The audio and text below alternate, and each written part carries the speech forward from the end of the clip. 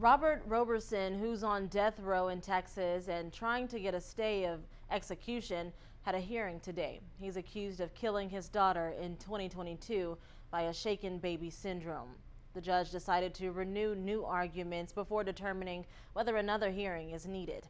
And tonight, two men are raising awareness about what they call junk science in the courtroom. Yeah, they were both wrongfully convicted of child abuse and exonerated. Jesus Martinez has more on their podcast. Our core message is what happened to us can happen to anyone.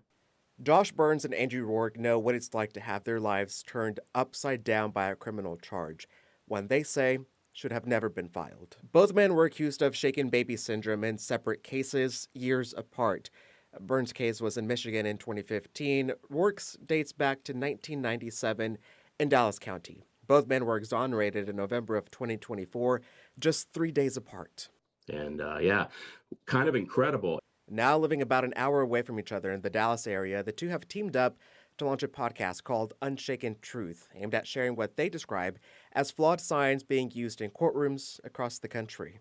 Welcome to Unshaken Truth. We are exposing the shaken baby myth. So we want parents and caregivers to know, even grandparents, aunts, uncles, if you're the last one alone with a baby or a toddler before they display the wrong symptoms and show up at an emergency room, they could quickly find themselves in the crosshairs of a child abuse pediatrician who has tunnel vision.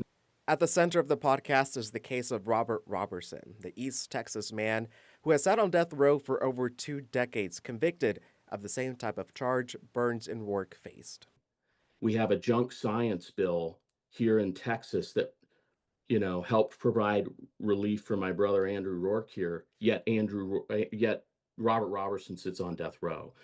Roberson's case drew national attention in 2024 when the Texas legislature tried to pause his execution to hear new evidence.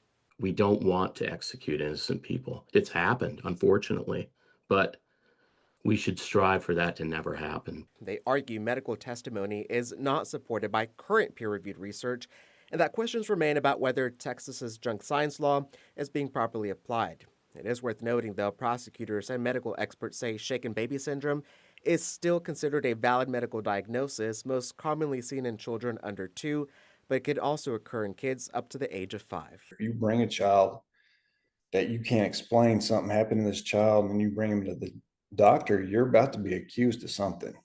In Tyler, I'm Jesus Martinez.